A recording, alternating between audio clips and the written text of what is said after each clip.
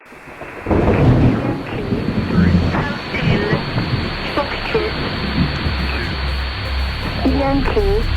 Hotel, Foxtrot, Yankee, Hotel, Foxtrot, Yankee, Hotel, Foxtrot.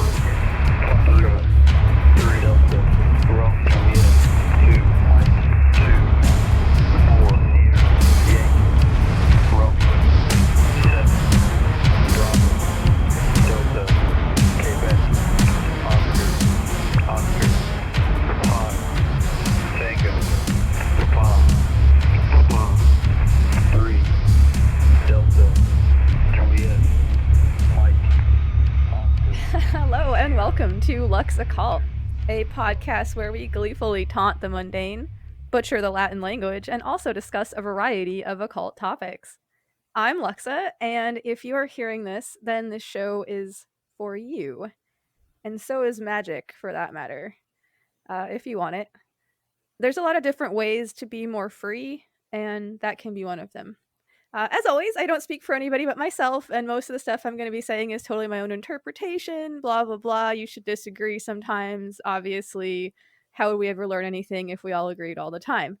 And like anybody should be, I am willing to revise my opinions based on new evidence. All right, so that's my disclaimer. All right, so today I would like to welcome back a very special guest, my brother, Asher. I didn't realize this, but I forgot to mention last time, he is also the host of Ad Hoc History, which is a podcast that I co-host with him, and it's about history, so check it out. What's up, dude? How's it going? Oh, it's going good. I'm happy to be here. Hell yeah. So last time you were here, we were talking about like kind of the basic ideas about Chaos Magick, a little bit of sigil stuff, meditation. You had mentioned that you were gonna like try some stuff out. Like, how's that going? It's it hasn't really begun yet, to be perfectly honest. But I'm still kind of thinking about what I want to do, and I've just been kind of lazy, to be honest. So now some of my friends at like work have been doing some of this stuff just on their own, and I feel like maybe I've been reaping some of that benefits indirectly, which is kind of interesting. That's interesting. Yeah. Do you want to go into that a little bit more? Sure. No, I just one of my coworkers is also into this stuff, and she said that she had been doing some Chaos Magick to try and like help her friends through difficult times, I guess, because she's been struggling with stuff, and everybody's been struggling with stuff. And and so I was been feeling pretty good lately, and then she told me all that. I was like, well, hey, maybe that's something to do with it. Who knows? That's cool, man. Oh yeah. Yeah, I'm not exactly sure what she did. I think it was like sigil stuff. I think. Yeah. That's cool. Oh yeah. Well, very interesting. Yeah. Yeah, no, that's cool. I mean, there's no rush, right? Like, that's one thing. A lot of people seem like they get into this stuff, and sometimes they get into this, like, crazy rush to, like, I don't know, do whatever. I mean, there's really no rush, so go at your own pace. It's cool. Yeah, that's kind of how I think about it. Yeah, for sure, man. All right, so I want to quote something that Jan Fry says about sigils in his book, Visual Magick. Visual Magick, a manual of freestyle shamanism. It's a fucking pretty sweet book, by the way. I would recommend it. So he's talking about like sigil magic in general, because I do think that sometimes people get a little hyped on it. So what he says here, I think, is really cool. Quote, "The long desired medicine for all should not be sought in the technique of sigil magic, but in the true will, which determines whether a sigil may manifest." So yeah, like many of us are so conditioned to follow instructions that we find in books or hear from like authority figures. And sometimes like this is the rational, correct choice, but I think it would be better if it were a choice and not like a conditioned response or in an ideal world. So don't get all bogged down like worrying about if you're doing a technique right. Like if it feels right, and trust me, like you'll feel it when it feels right, you're doing it right. And even if you don't feel that, keep an open mind and see what happens, and give yourself permission to treat magic like art, because it is. And we can all do art despite what you might think. This reminds me of a quote from a cartoon called Adventure Time. There's a lot of esoteric truths that seem to be revealed in it. Okay, so it goes something like being sort of crappy at something is the first step to being good at it. I mean, I've heard people say that they don't do something like art because they aren't like good at it. Like, I'm not an artist, or like, well, I mean, if you only did stuff that you were already good at, how the hell would you ever like learn anything new or anything like? Absolutely. Yeah, I mean, I think I'm crappy at podcasting now, but at least I know how to do it.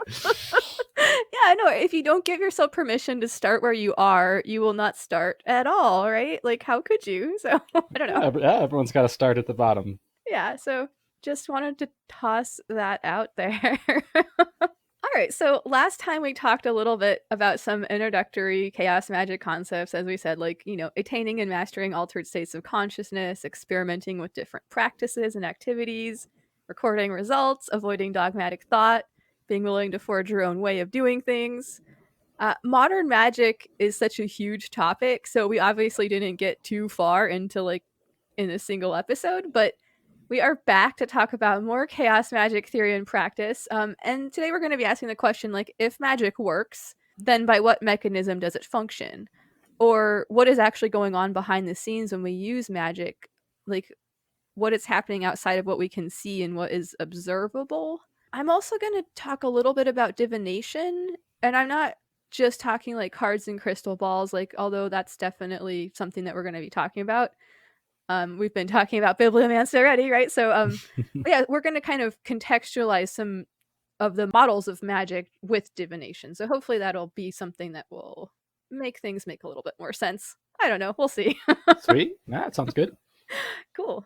Okay, so but before we get into all that fun stuff, I do want to have like a quick real talk about some of the things to watch out for and like pitfalls to avoid when one starts, I don't know, engaging with the occult. So this is going to be like sort of like a little warning, whatever. I do think it's important to mention this stuff anyway. So the stuff that we talked about last time, like the deprogramming and all of that, like it can get very fucking intense. Like the changes that one can undergo from doing that type of work can be like enormously positive in the long run, but they can be pretty tough in the short term. And this often involves like shadow work, which is like confronting stuff that you like hide about yourself from yourself, like things you don't like to admit to yourself, all kinds of stuff. It can be pretty hard. So this is like intentionally destabilizing. And so it's a good idea to have some kind of like support structures in place and kind of like be honest with yourself about like what that's going to be like, maybe even, I don't know, and never be afraid to like find somebody to talk to. It's super super important. Like, we're social animals. Right? I mean, like, that's just actually good general advice. So and all of that applies to life and the occult and all of that stuff. So yes. I mean, my experience with this kind of stuff is that if it's getting too much, then just stop. And maybe you can start again when you're in a better place, or when you've, come to grips of whatever was bothering you or whatever, but you can always just stop and pick it up again, right? Absolutely.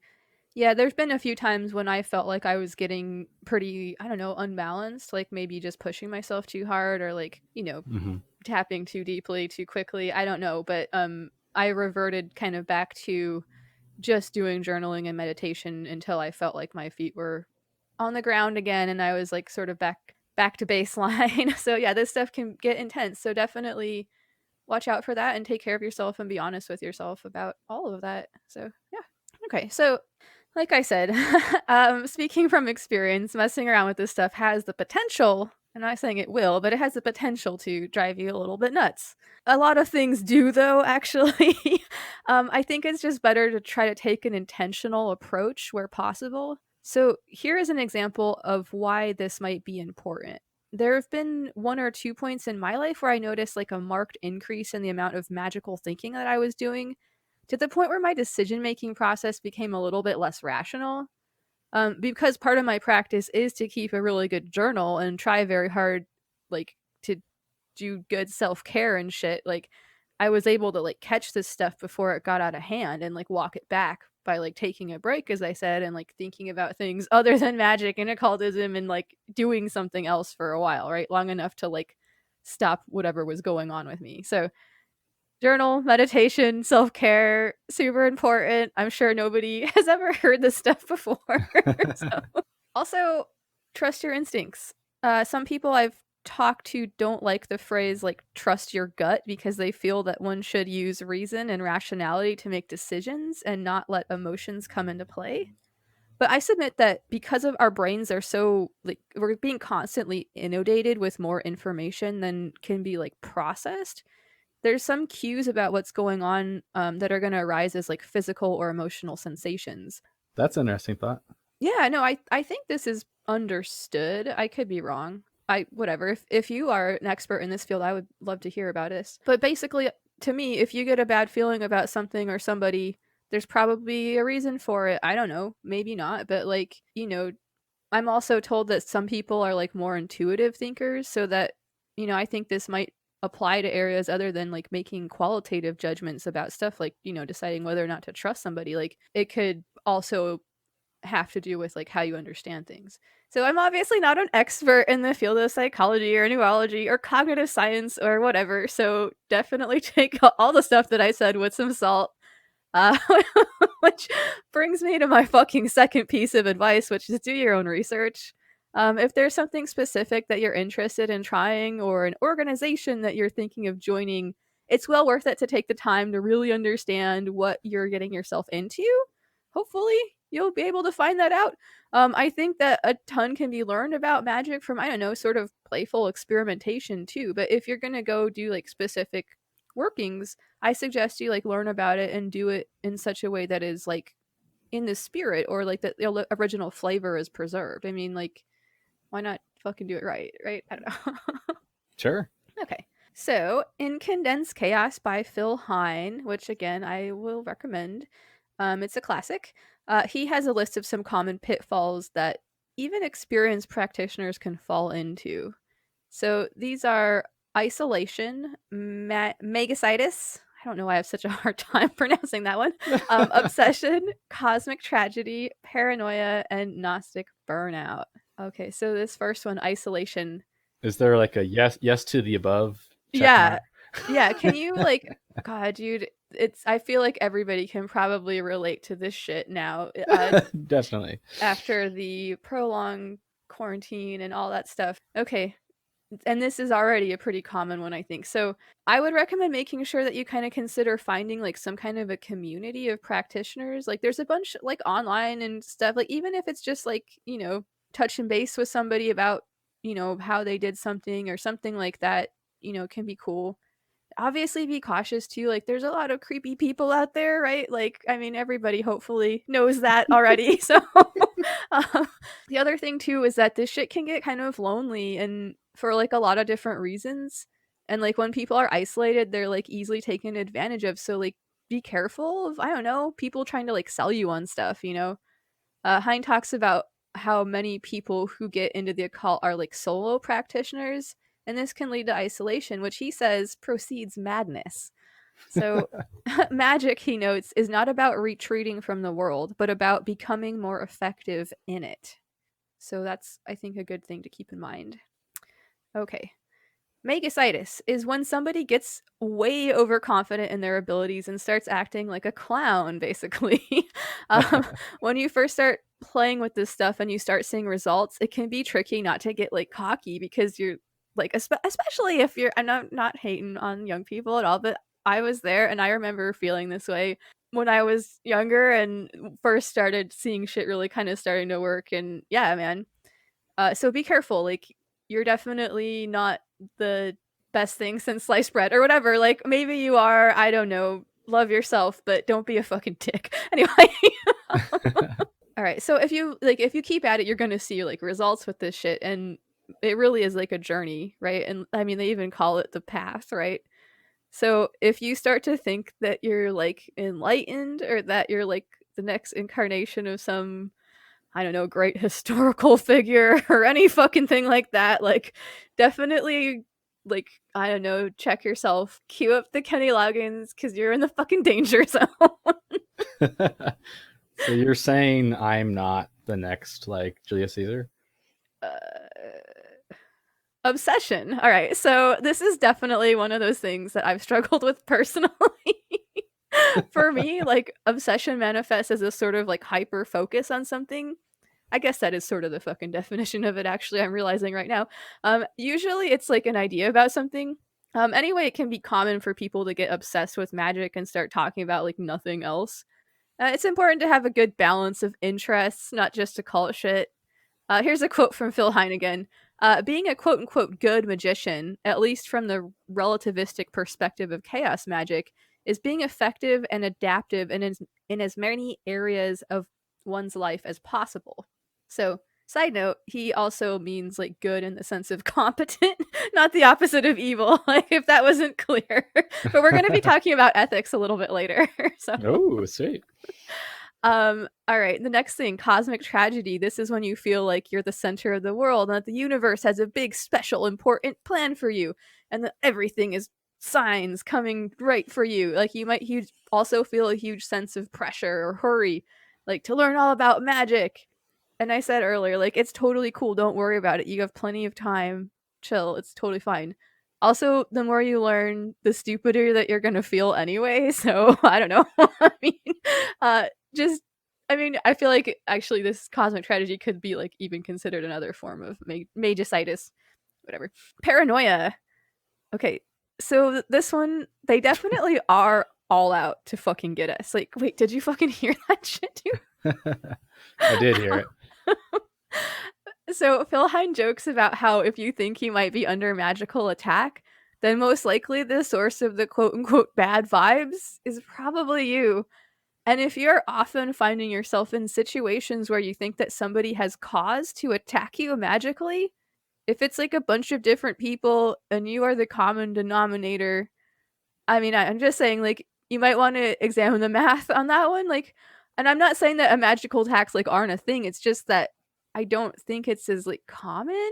I don't know. The times when I've been paranoid in the past were probably like because I felt guilty about doing something, and the paranoia was like how it manifested.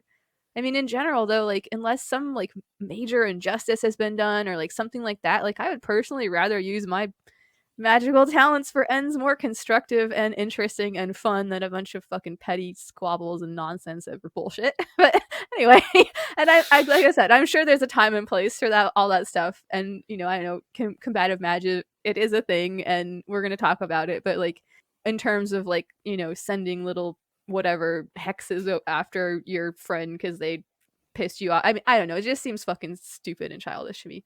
Anyway, my opinion. You just destroyed my whole practice. How dare you? Well, go ahead and send I'm just kidding. Yeah. I'm really not trying to talk shit either. Like, I'm just saying, like, my own personal thing. Like, I feel like entropy is a thing. Like, the world is already like in a constant state of decay, sort of. And I'm not saying that to be like a downer, like, or whatever, like that, like just in general. Like, I realize how dark that sounds. So, I mean, you don't have to fucking do anything to, like, I don't know, shit's gonna fall apart on its own. Like, you don't have to fucking worry about it. Like, I don't know. Yeah. Maybe that's kind of fucked up. Maybe it's not, though. Let me know. Well, it's just kind of the great equalizer, right? Yeah.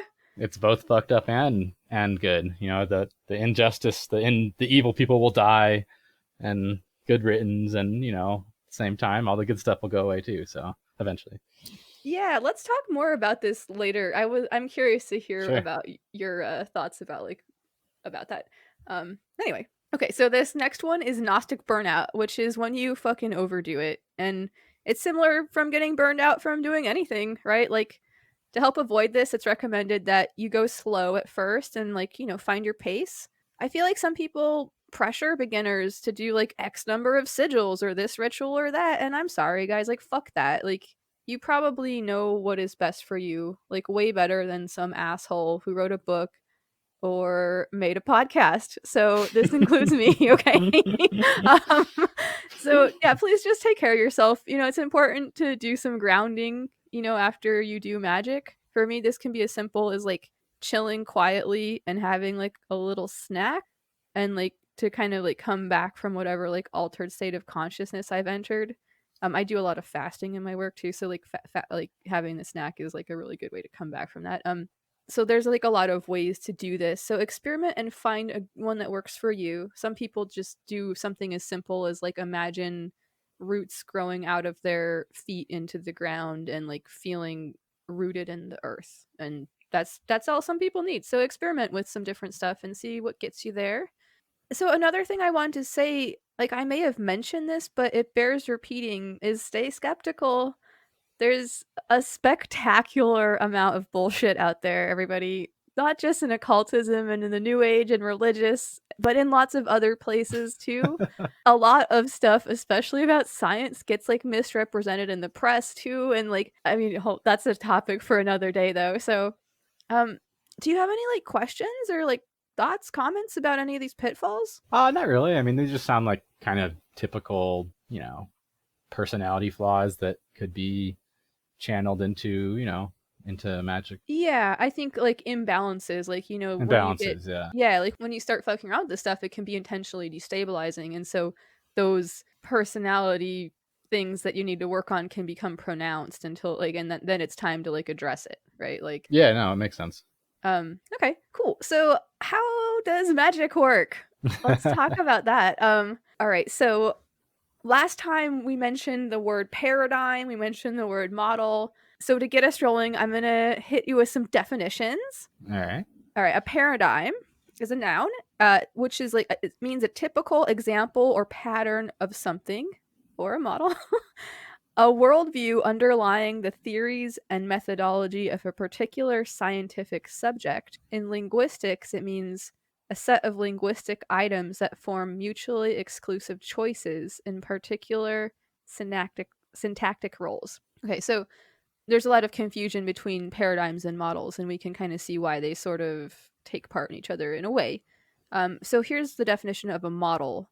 It's a noun. A three-dimensional representation of a person or thing or a proposed structure, typically on a smaller scale than the original.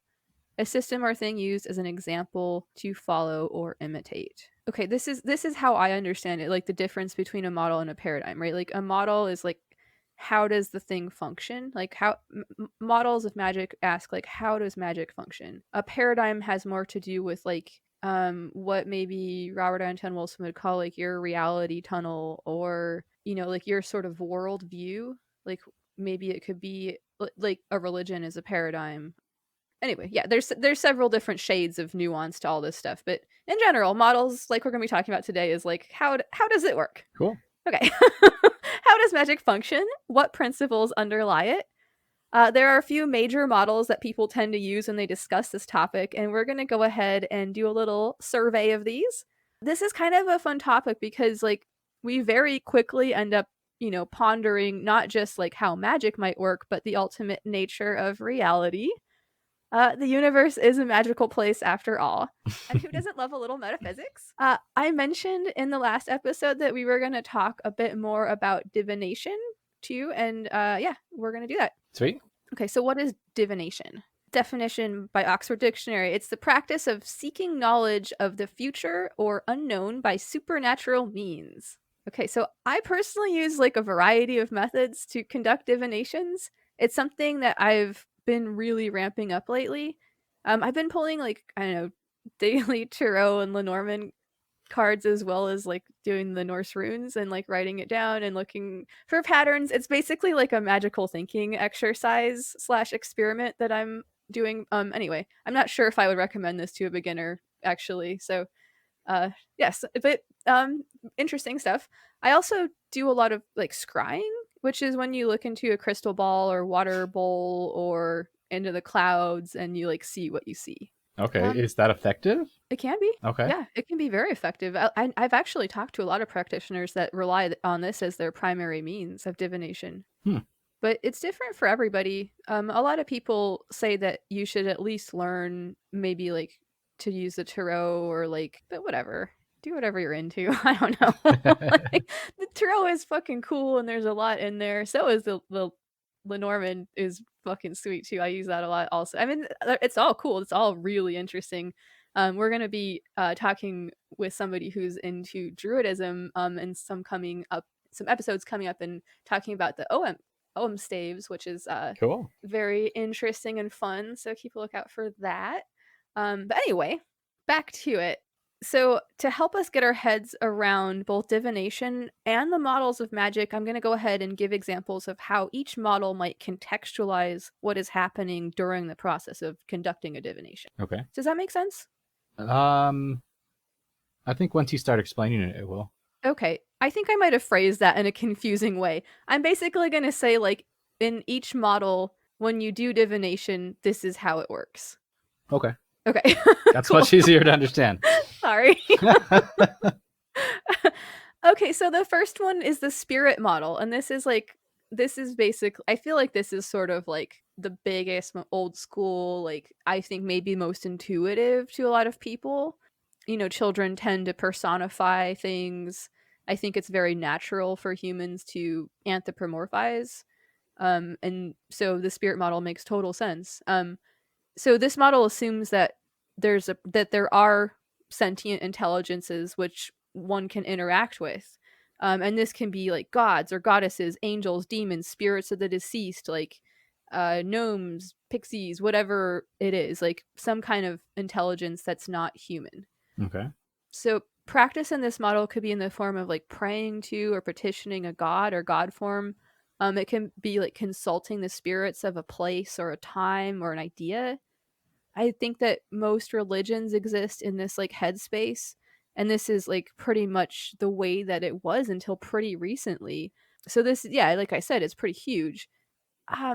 Like I said, maybe our default. So yeah, I do actually. When I was writing this, a really strong memory came back to me of when I was a kid, and it was time to like get rid of some of my old toys that I didn't play with anymore. And like I remember being really, really sad about like giving them away, like not because I thought that like I would miss them, but because I thought that like I was betraying them and that they would be like lonely without me. And this was like before Toy Story came out, so but yeah, I mean, I suppose that somebody working on in the psychological model, which we're going to be talking about soon, might say that this was actually just a projection of my own nostalgia for times gone. Well, I don't know.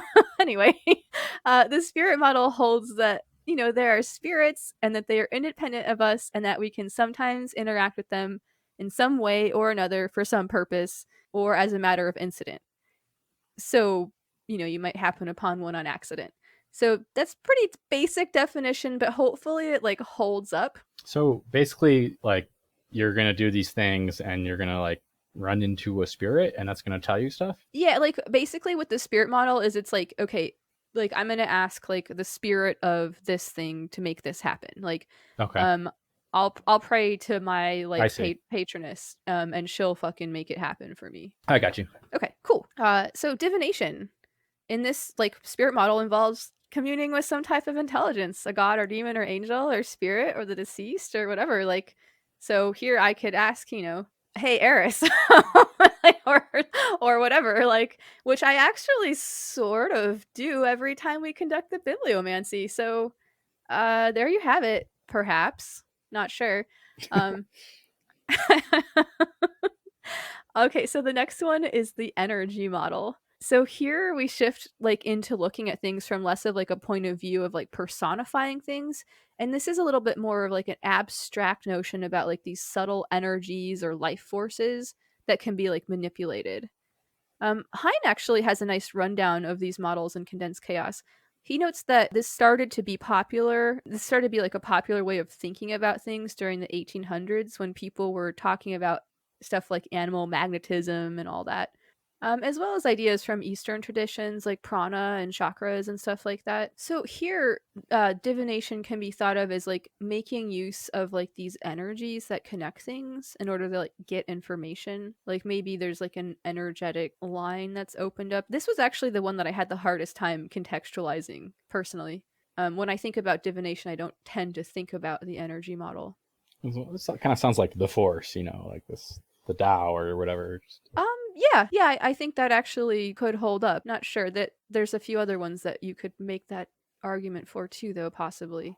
Okay, so this next one is like pretty popular with a lot of people who are into chaos magic and a lot of other paths too. It's one that I tend to use when I introduce people to the concept of chaos magic for the first time, because like, especially if you're not into like occult stuff, it's super, super accessible. It's something that like Anton LaVey talks about in the Satanic Bible. So let's hear a little bit from our our man, Austin Osmond Spare.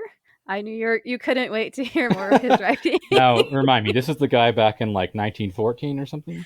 Yeah, this was in 1913 when he published the Book of Pleasure, which I will now read you a little bit from. Sweet. All desire, whether for pleasure, knowledge, or power that cannot find natural expression, can by sigils and their formula find fulfillment from the subconsciousness. So he's like clearly thinking about this in like the psychological model. Like we're no longer thinking about spirits or energies or whatever. Like we're thinking about things as like this conceptualization is like kind of this vast inner world. Mhm. Like the gods and spirits are usually considered to be like aspects of oneself in this model. So this is, like I said, really accessible to people who tend to have like a materialist worldview, which many people seem to. And also, just as a real quick aside, when I say materialist, I mean the belief that matter is the fundamental thing that makes up the universe, as opposed to like ideas or something else. I just wanted to be clear about that definition, because I've heard people use the term colloquially to mean like, refer to like consumerism. So yeah, just wanted to make sure that was clear. Sure, yeah. Anyway, so for people who are very, I don't know, science minded, this model is like an excellent entry point. So Hein mentions that too, I believe. All right. So in this model, divination makes use of some aspects of psychology, right? Some people believe the idea of like this collective unconsciousness. This is like something that Carl Jung talks about. Maybe that's where we could draw upon to like gain insight during a divination. I'm of the opinion that much of the divination that I conduct works by accessing information that is like below the surface of the conscious mind. I know I mentioned earlier, like there's all that data that's not processed in terms of like you're being aware of it. So yeah, there's all that stuff floating around there, and who knows what you know, right? Like who knows what's in there. So yeah. So the last one before the break is going to be the information model. There's all kinds of different versions of all of these models, I do want to point out, but these are like the basic categories. In an information model, we consider the universe to be made of information, or to be like a giant computer. This is sometimes referred to as like a cybernetic model. Here we think about things like including gods and sigils and everything else to be kind of like, I don't know, computer programs. And that like when we use magic, we're sort of like hacking reality. Okay. So divination here could be thought of as like you're sort of doing this thing, like you're running this program that lets you retrieve some like portion of the code from whatever like database it is that refers to what you're like asking about. So I don't know, I'm not a programmer or anything, but I am told by one that analogy holds up. So hopefully that's okay. So that's kind of like the simulation model. Yeah, we're living in the Matrix, guess. Ish. Yeah. Ish is I don't know. Let's take a fucking break here. Okay, so before we begin with bibliomancy, I wanted to share like a fun synchronicity with you. Again, synchronicity is a meaningful coincidence. Sometimes you decide if they're meaningful or not. Actually, often you do. So maybe you always do. Interesting to argue about that. Anyway, as I was constructing the second like roll table the other day, as you can see, the instructions now include flipping a coin and rolling a die. I chanced upon like an old textbook of mine called The Big Bang by Joseph Silk. I had never used this book for bibliomancy before, but I decided to give it a try. So I asked the book, "Will you be good for bibliomancy?" And this is what I got. Okay, quote. A still more extreme variant of chaotic cosmology holds that the cosmic background radiation must have been produced by the dissipation of primordial chaos. So I'm taking that as a fucking yes. Yeah, I think that's probably, some good keywords in there. Yeah, so I know the phrase like primordial chaos came up several times in our conversations about this stuff, right? So that was very fun. Thank you, Eris. That's pretty cool. Other thing, I actually want to say two things about that. I do think it's interesting how similar the Big Bang story is to like the creation story of like the Greeks, of like this chaos, this primordial chaos, and then this like shit kind of exploding out of it. And yeah, I think the Indian story is kind of like that too. It's like a Yeah. sea of milk or something, and stuff comes out of it. Or It's got a nice mythic ring to it, the Big Bang does. I mean, yeah, I think it's just kind of like the secular way to explain the same thing that we've been trying to explain in other ways, right? yeah, definitely. And there is some pretty convincing evidence for it, which I'm actually not going to talk about. Like, there's the phrase, the cosmic background radiation was referenced in that thing I just read. Cool. And this is actually a really fucking cool concept, so I'm just going to tell y'all about it real quick. So this is radiation that, as far as we can tell from here on Earth, is spread evenly throughout the universe. It's thought to be an artifact of the Big Bang. So something left over from that. So Silk says, quote, probably the most persuasive evidence favoring Big Bang cosmology is the cosmic microwave background radiation, the cooled residue of the primeval fireball that constituted the early universe. I think that's fucking cool. Anyway, cool. A long time ago, there were these things called radios, and you could actually like hear the background radiation on them in the form of static. And it was the same with like on a TV, like, you know, like, yeah, when you see that, like those like little white dots and all that shit, like the Big you're Bang? seeing you're seeing shit that was like left over from when it all fucking started, that's right? Pretty the primordial amazing. Chaos. Yeah, that's pretty amazing. Yeah, it's fucking cool. All right, anyway. How about a question? Oh, okay. Oh, right. Okay. Let's see here. Will they find a vaccine for the coronavirus? All right, so go ahead and flip a coin. All right. So this is an additional step from last time? Yeah, there's now 2 tables. I'm probably going to continue to expand this every once in a while, and it will be more and more complicated. Sweet. All right, one sec. I got to find a lucky coin for this. Okay. All right, here we go. And it is heads. All right. Go ahead and roll your D12. All right, I got a 6. All right, excellent. That's the Principia Discordia. Let's see here. I don't know what that is, but it sounds cool. It's very cool. So this, real quick, is kind of the holy text, in quotes, for a religion, in quotes, called Discordianism, which I'm pretty into. It's there was a lot of quotes just happened. Yeah, don't worry about it. I'm just kidding.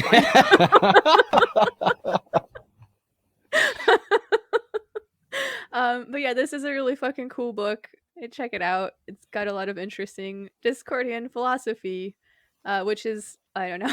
Actually, never mind. I was gonna say some quotes about it, but yeah, I'll get back to you. We're gonna talk about Discordianism more later on, but there's a lot there, and it's very fun. So we will save that discussion for a later date. But anyway, let's ask the question. Will they find a vaccine for the coronavirus? Okay. I have landed on a page with a mandala on it. It's a pentagon.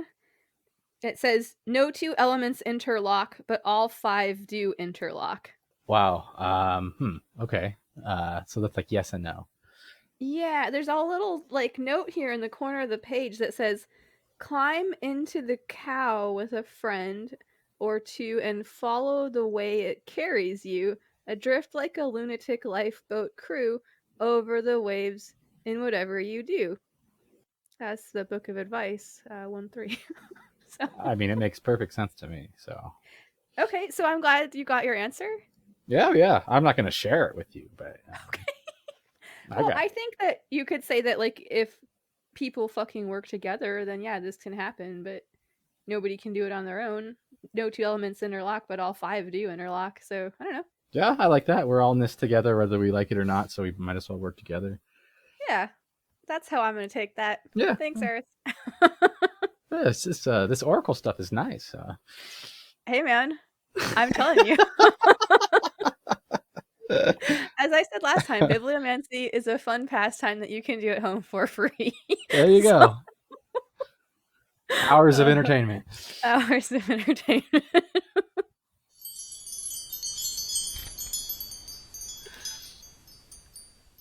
All right, so the meta model. So there's some really interesting ideas in all of these models, and I believe that they're all worth meditating on and considering. Like, if you like that sort of thing, if you think it's interesting. I know I do. The way that I see it, though, like, it doesn't super matter which model is the right one, quote unquote, or if that's a thing, like, who knows, or even if it's the right one for me. Because of this, people would say that I subscribe to like the meta model. Like in this model, as the name suggests, you look at the models as merely being different ways of describing the same thing. If that sounded like a way of if it sounded like I was like speaking from that perspective when I was describing these models, I probably sort of was, because that's kind of how I unconsciously sort of see things. I think I typically find myself basically kind of going with whatever one best suits my purpose at the time. I actually really like something that Ramsey Duke says in Sasambami. Like, remember, okay, quote, he says, remember that any version of a theory which lies within your comprehension, and in particular one which can be expressed in words, is necessarily not the whole truth. So, however well it fits the facts, indeed, especially if it fits the facts, if it fits too many facts, it is necessary to grow out of the theory once it is no longer needed. This is exactly analogous to the license to depart in ritual magic, when a spirit has been evoked for some purpose and is necessary to disperse it again. Failure to do so would likely result in obsession. So, like, what he's saying here is don't get too attached to your ideas about this shit, because it can turn out to be, you can get obsessed with it and it can like hold you back from personal growth. I mean, that makes sense. Yeah. Yeah, I think, again, use whatever model you like, think about it however you want. My personal opinion is that in order to learn, it's better to keep an open mind, and if you think you know everything about something, then how can you learn anything about it? So that's all. Yeah. Yeah. So what you're saying is I can't learn anything else because I already know everything. It doesn't sound like you are in a good mind state to start learning anything, is how I would respond. How dare you? So do you have any questions about any of that shit or thoughts or anything? I mean, I think it's just like who's coming up with this stuff? Is this kind of just like traditions that have come down through the ages? Like, yeah, man, just people like writing books about it and thinking about it and talking about it. And I mean, yeah, just this, it's just like in any field, like how do ideas develop, you know? yeah.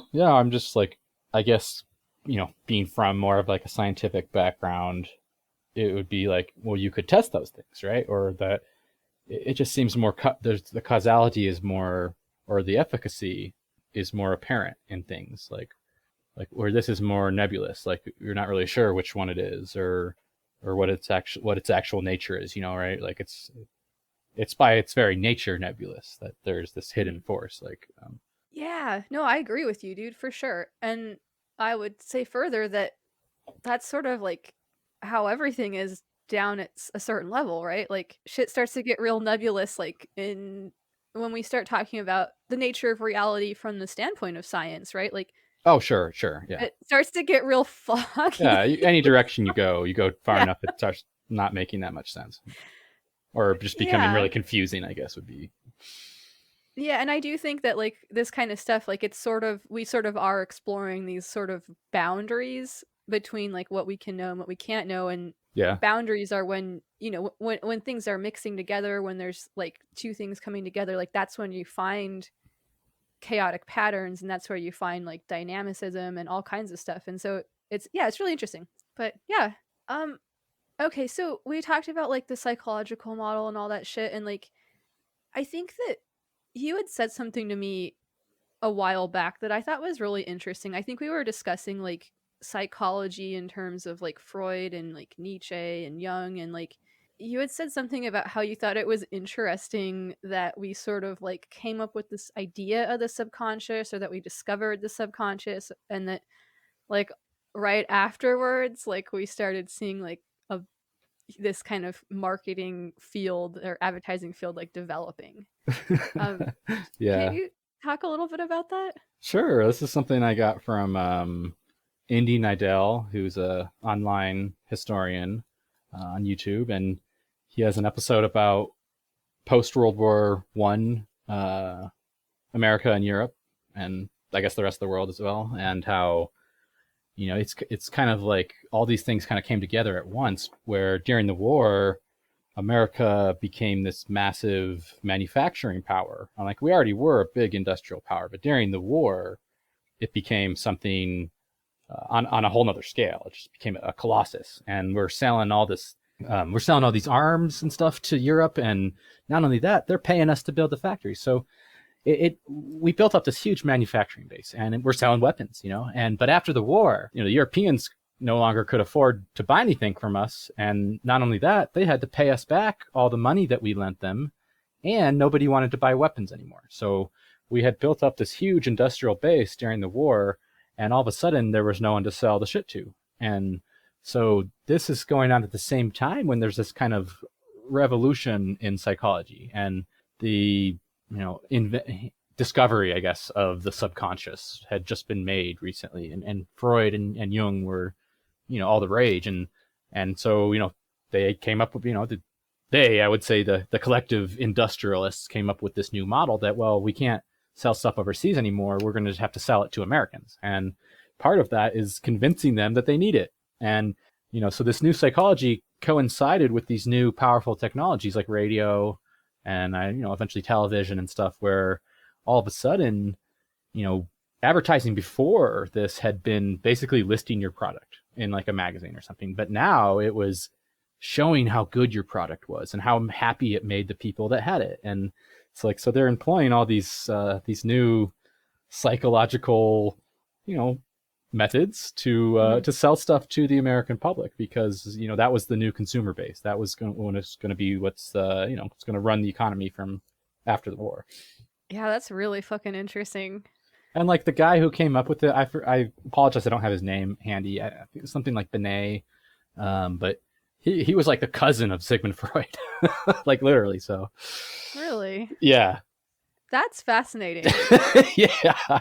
I think he was really big in New York, and like he worked for GE. I think General Motors was one of the first ones to really embrace this new method of advertising. And they'd show these cars that, look, you didn't need it. Like the Model T, Ford would show their car and they'd say how dependable it was, but here's General Motors has like this hot chick on the dash of the car, and the guy's all happy, and they're all it's this idyllic scene. So like they're no longer just selling the car, they're selling. Yeah, you're not really buying the car anymore. Right? Yeah, you're buying something else, right? Like, so yeah, it's interesting. Or when you look think at it, you like, are. You think you what are. What you're really getting is the car. What you really get is the car, right?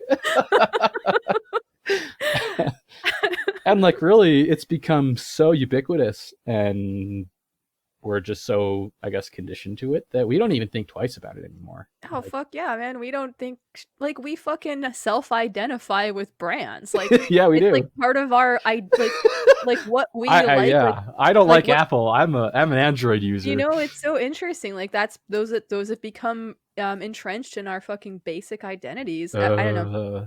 Don't get me started. I'm going to go ahead and quote Ramsey Dukes again. He's great. I happened upon this passage that I had underlined as I was looking up that other thing early. So I think that this actually really kind of fits in here pretty nice. So, all right, here we go. A poet once told me that it is wrong to think of a symbol as a sort of telephone number connecting to an idea. And I was surprised because that's exactly what it is in magical usage. There is, for example, a sort of tick symbol extant in our culture, which is used to call up Nike, goddess of victory. You see advertisements with sweaty athletes and some slogan like, make history or be it. And this little tick inserted on one element to give like an arbitrary picture some meaning. Surely that is magic, not art. That's also from Sasamami, which is actually a really cool book. It talks a lot about like the sort of modes of thought that go into like art and magic and science and religion and how those things kind of go together. So if you're into like thinking about how you're thinking about this stuff, I would highly recommend it. It's a really beautiful book. I would check it out. Anyway, I wanted to mention that little observation though, because when you start to understand like how this stuff works, you'll begin to notice people fucking using it all the time. Like on, like as you said, like on the unsuspecting public. And I'm not talking about like some like crazy conspiracy bullshit like, oh, there's this evil cabal of magicians, whatever. I don't know, so you're saying there isn't? Is that I don't fucking know. It seems like the likelihood is probably pretty low because like when you get 3 people in a room together, actually when you get 2 people in the fucking room together, they can't seem to agree on everything So I'm doubting that. Anyway, yeah. I just that just seems like. Anyway, who knows? I have no idea. Anyway, though, I think everyone feels sort of like okay, right, by now with the idea that advertisers and also propagandists, just saying, might be using like artistic aesthetics or like maybe psychological techniques to try to like persuade people to do things, right? Like, is that is that okay with you? I think it was an ethical line that was crossed so long ago and has been jammed so thoroughly down our throat that we're just used to it now. Yeah, it's like that doesn't seem scary. Like that's okay, whatever. Yeah, that's just what they do, right? That language is like clinical and kind of abstract too, because like what the fuck are psychological techniques? Like we don't know. Like we don't understand that, the general public, right? That conjures up like images of doctors or like authority figures, like for a lot of people, safety, right? Like, okay, so let's look at it from another perspective though, like in the psychological model of magic. So people are using like you could say sigil magic to make you buy shit. Like people and companies are using magical tactics to influence your behavior. Yeah. How do you feel about that? I feel sick and tired of it. I'm not going to take it anymore. I mean, it's scarier, right? Like I think people have a more intuitive understanding of what magic is than what science is. I really do. So that's why it's scarier. Yeah. Like next time somebody, like I saw this meme and I actually thought it was really funny. Like next time somebody tells you that they like don't believe in magic, ask them for some of their hair or something and see what they do. Right? That's pretty funny. Yeah. All right. So also like I just want to say that like, you know, all this like consumer culture and shit's having like a fucking shitty effect, not just on us like psychologically, but it's like fucking up like the planet that we goddamn live on too. So like that sucks. And I don't know, man. I might sound a little bit worked up at the moment, but it's just super annoying to see this shit going on all the time, and I needed to vent. So that's like it's all good, dude. All right, cool. All right, so the next thing I was gonna ask, love spells. What do we think? Is that okay to try to make people fall in love with us by using magic? What do you mean okay? Like, does it work? Yeah, well, I mean, we're talking about ethics. Like, is it okay? Ethical? Ethical? No, it doesn't sound ethical at all. Fuck no. Fuck no. Right? Anytime when you're taking away someone's agency and something intimate like that, yeah, it's. Thank you. Yeah, it doesn't sound ethical. Yeah, so you're not super into occultism, right? You're brand new to this shit. Yeah. And you can tell just right off the bat that that's fucked up, right? Well, yeah, that's just kind of like a common courtesy, or not a courtesy, but common be nice to each other kind of thing, right? Like, yeah, I mean it's creepy. Don't try to like slip people magical Mickeys. Like that's super unfucking cool. Yeah, like, when you put it like that, yeah, it's super creepy. Super uncool. Okay, anyway. Now that that's off my chest, I know people will argue with me about that, and I'm actually, if there's somebody out there that like disagrees, like I would be really curious to hear other people's points of view about this shit. Like I don't know, man. Sorry to interrupt you, but I remember we watched that thing about Grant Morrison, and like he apparently used some love spell on his like future wife. Like I think what he was saying though was that I think it's okay to use love magic and like attract love, and like, you know, I think what he was saying is that he did a spell to attract a lover, not a particular lover. No, it was a particular lover. It was his wife who had a have to go back. I'm pretty sure that that's not what he says, but we can go back and listen. It is. Yeah, no, he when he met her, she had a partner, and like he like fell like super in love with her, and he did this like crazy like ritual to Aphrodite or something, and then like within a month or two, they had split up and they were together. But it was, I can't believe we're arguing about this, but it was not specifically for that to happen. It was that he wanted love, and that's how it happened. Maybe. I'm pretty sure, dude. Exactly. I will bet you $50. 50 Monopoly dollars? 50 fun bucks. You're on. Excellent. All right. What about hexes and curses? I mean, that seems pretty similar, but I know, like, I was listening to this thing about the Spanish invasion of Mexico, and how, Montezuma had all these soothsayers and wizards and stuff that were trying to curse the Spanish, and And when it didn't work, he got really angry at them and stuff. So that's kind of what I think of when I hear that, is like court magicians doing ineffective things, but I'm sure there's probably more to it. Yeah, maybe. Yeah, this one gets a little bit sticky. Obviously there's some injustices that can't be righted in the mundane world, perhaps. I don't know. But at the same time, I mean, yeah, like I said earlier, maybe don't waste your energy in, I don't know, man. Sticky situation. I don't think I'm like carte blanche against it. It's just not something that like I typically find that myself like getting up to or anything like that. Like the other thing that we were hoping to come back to too is like this idea of, does it come back to you, right? I think Right. Yeah, that's that. what I was going to try and get into. Like, Yeah.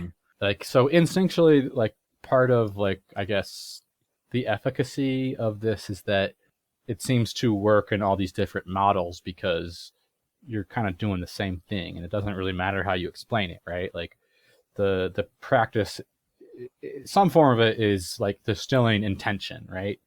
Like coming up with this intention is like a big part of it. And if this is a bad intention, if this is something bad or malignant or malign, then it's almost like you're bringing this negativity into yourself to harness it, right? Like, so I could see that backfiring, like, or making you really unhappy. If you're trying to make somebody else unhappy, like I could see you becoming really unhappy. Like, yeah, definitely. I mean, like you said, to harness these energies or to fuck around with these energies, you have to contact them, and like in forensics, like there's always a trace left, right? Like whether that's good or bad. I don't know. Interesting. Very much. Have you had any like experiences with this? I have not like cursed or hexed anybody, actually. I've never really had like a reason to. Like, I don't know, man. When people like piss me off to the point where like I think that that's necessary, like I'll either deal with it in the mundane world directly if I can, or I'll try to energetically dissolve the negativity. Okay.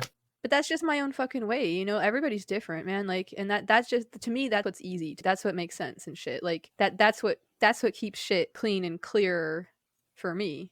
Yeah. But other people would be like, no, you should fucking do eye for an eye or whatever. Like, people have different outlooks on this shit, but like, well, yeah, and it depends on their situation, right? Like some people, yeah, have, of course, passionate man. People they passionately hate for good reason, So Yeah, and like, and I mean, I'm not saying that there haven't been people that have done fucked up things to me that I haven't, like sought justice for, but like it hasn't been. Yeah, it makes sense. I'm not saying that it fucking couldn't be, and maybe sometimes if there is a lot of injustice, like right now we're sort of have come to a head with dealing with a lot of injustice from the past, and we're sort of at this like point where we have to resolve some of this shit to move forward. And so maybe there's a place for some of this stuff. This is something that we're going to be talking about more a little bit on this show, in terms of what can we do magically to try to fucking. But that's not using like hexes and curses, though. No, right? no, but it's related. It's combative magic. It's, you could make the case that it could be lumped in. So, all right, and now I want to ask you about the ethics of this. What if I wanted to curse like the New England Patriots or something? Because curses are a big thing in sports.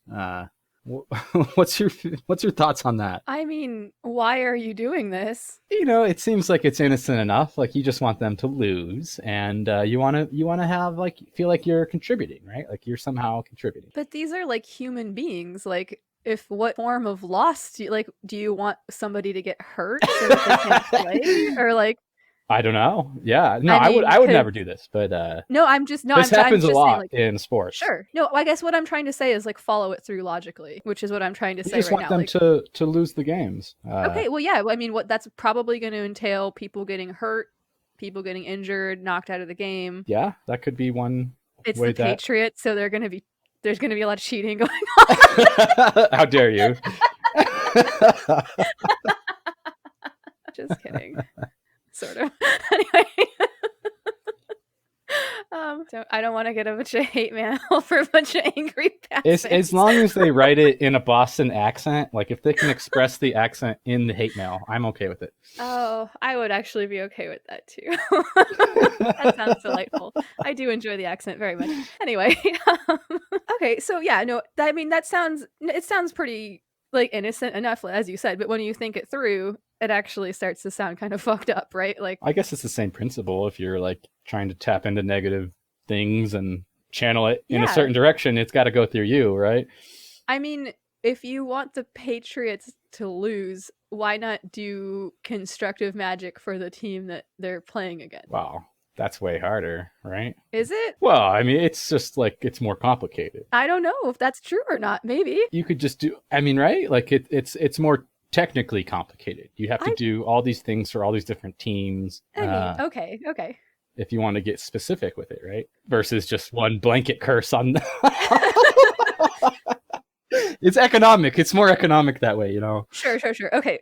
And I like the practicality of how you're thinking. I think that's important. But like, how about this? Like, how about you could put some kind of a hex or something on the Patriots that would act in such a way as to be a benefit to the team that they were playing against. So you're not like. Well, isn't that the same thing though? Like, I don't know. I'm not sure. Like, I actually would be curious to hear other people's opinions about this. Like, to me, like the generative and the destructive force are two different elements of the same thing. I mean, you're invoking something, but it implies kind of that destructive force will be, you know, the one you're actually invoking is that because you're asking for the creative force to defeat the other people, right? Like, yeah, but I'm wondering too, is that like when you invoke the creative force, does the destructive force always come with it, right? Like, I mean, that's I guess maybe, yeah, maybe. So I don't know, man. I mean, interesting fucking questions. Like, yeah, it's a fun kind of philosophical discussion. Yeah, if anybody out there is like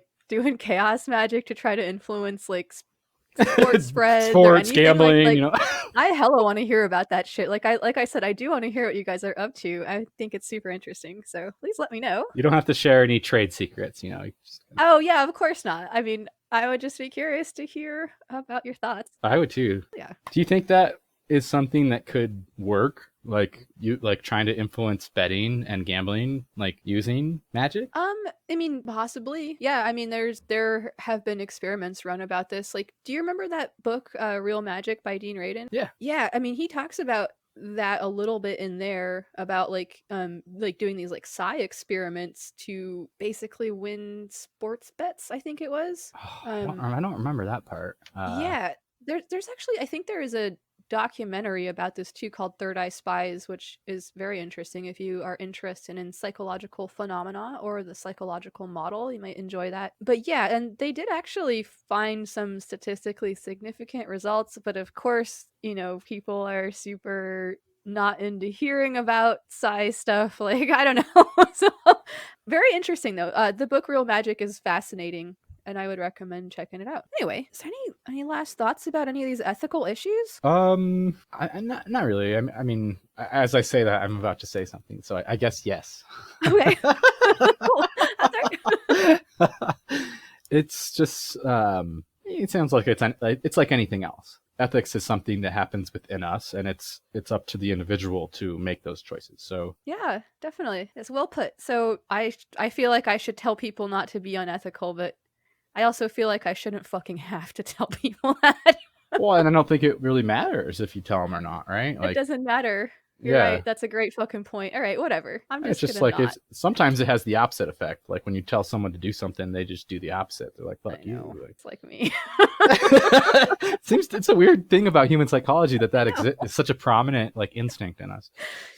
Do not listen to the Lux Occult podcast. Yeah, fuck that person who's telling you stuff. All right, here's some stuff to try, or whatever you want to call it. So right now, I'm of the opinion, and I think this is actually a pretty common opinion among many people, that magic is mostly like about your mindset as like opposed to your action. Do you think Ramsey Dukes talks about this? And I know a lot of other people do too. But if you ask me tomorrow, I might have another opinion.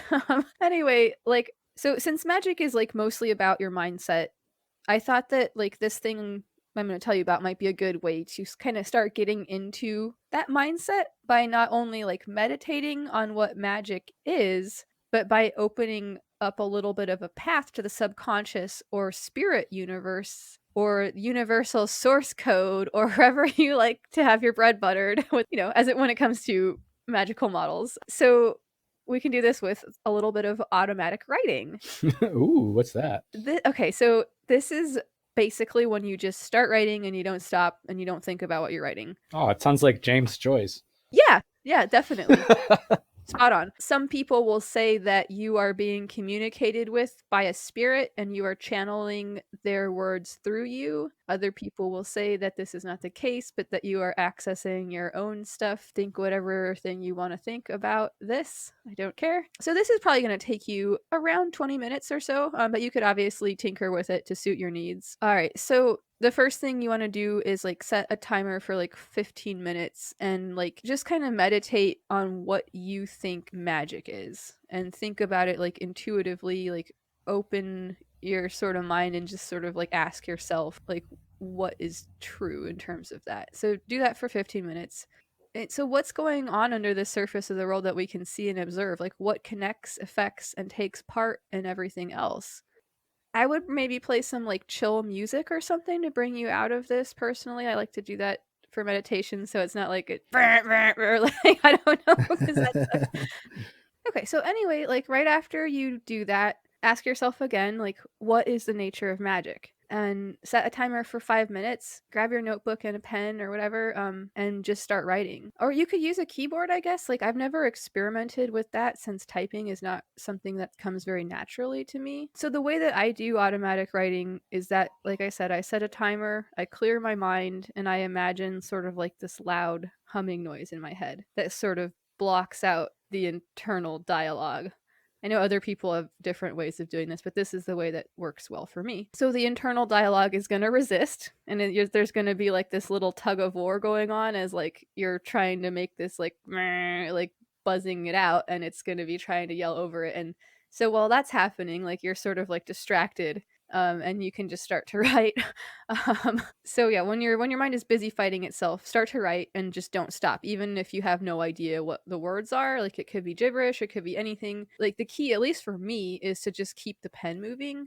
You'll kind of feel this sort of like click in, like this kind of like flow that sometimes happens. Kind of hard to describe. So there's like two things, like when you're writing, there's two like sort of different aspects to it, at least for me. Like there's the editor and then there's the writer, and the editor's always going to want to like change whatever the writer's writing like while they're writing it, and that's just not productive. Right? Like, so tell the editor to shut the fuck up and let the writer write until the writer's done writing, and then you can edit the thing. Editing's for later. So I'm actually saying this to myself as much as I'm saying it to any of you out there. I just need to constantly remind myself of this. Any questions? It sounds like something that would take a lot of practice. It doesn't have to. It's definitely something that you can do all the time since it's free and easy. But like, yeah, I'm actually not sure. This is something I've been doing for a very long time, so I don't know how hard it is to get in. This is something that I was taught as like a teenager, so I don't know. But it can be done, and it's definitely, I think it's a great way to write. Yeah, give it a shot if you feel like it. And let me know, anybody out there, if you come up with any like fun insights or anything like that. Like I would definitely love to hear from you. So you can hit me up at luxoccultpod@gmail.com, or you can catch me like on Instagram or social media shit or whatever. I'll put all those links in the show notes. So I've also been doing some of what I have come to think of as breakfast magic. I'm already in the habit of doing a morning practice. This is something fun that I have recently begun to add. It sounds delicious too. Yeah. So I'm going to talk about this a little bit more in depth in a future episode I've been working on. I've been working a lot with the egg, like as a symbol, like for most of this year. And it turns out that there's like a bunch of really fascinating like aspects to the egg, both like magically and scientifically and stuff. So I'm going to talk a little bit about that. And also, interestingly enough, the egg is a symbol for the ego or the self in Jungian psychology. And one of my primary focuses this year has been ego magic, which is magic specifically designed to address natures of the self, like different things about the self, whether it's changing it or integrating things about it or whatever it is. So I'm going to talk about ovomancy or egg magic and ego magic and breakfast magic. Now, if we're talking breakfast magic and ego magic, is there such a thing as like ego magic? Boo-hoo. No, that was amazing. Good job. All right. And so while I'm working on that episode, I'm gonna be going ahead and putting out an interview that I recorded actually yesterday with a good friend of mine. We work together on his podcast, The Fool's Guide to the Occult. So check that out, and you can hear yours truly on season 2 if you want to. It's a show that really kind of focuses on, covering some basic occult topics and like sort of helping people get into it. So definitely check it out. It's a good companion to this one. He lives out in Portland, Oregon, and I don't know if you all have heard, but there's like a lot of like really crazy shit going on there. So he's going to talk a little bit about that, and it's pretty interesting, I think, to get it from a first-hand account. Anyway, yeah, like I said, there's all this crazy shit happening. It's important to get like as much information as you can. There's some kind of like, I don't know, what I would say like unwelcome developments in terms of the direction that things seem to be going regarding how like technology is being used and shit. I'm not going to actually go into it here because you can hear all about it from him. But anyway, I'm going to get that episode out here pretty soon so that you guys can hear about all that. Anyway, dude, hey, thank you so fucking much for being here. Yeah, of I course. do appreciate it. Have any last words before we like wrap this up? Well, you didn't teach me any good hexes to cast on my enemies, so I'm a little bit disappointed. But Okay, well, maybe we can talk off air. okay, okay. I did tell you that's not my specialty. You might want to ask somebody else. Wink, wink, wink, nudge, nudge. It's cool. I mean, of course not. I don't think you'd be interested in hearing about my specialty. Your specialty. You're probably right. Anyway, so if you all listening out there enjoyed hearing Asher and I talk about this shit about like magic and ethics and everything, like there's a possibility that you might also like hearing us talk about history and philosophy. So check out the podcast that we make called Ad Hoc History. Not the podcast you wanted. It's the podcast you deserve. That's right. I'll go ahead and put a link in the episode description here too. So we just launched that. It's been super fun. And I super want to know more about history, and this dude knows a lot about it. So it's all a lie. That's all a lie. It's all a lie. I mean, we knew that anyway. Sure. It's all lies. I'm basically just there for color commentary.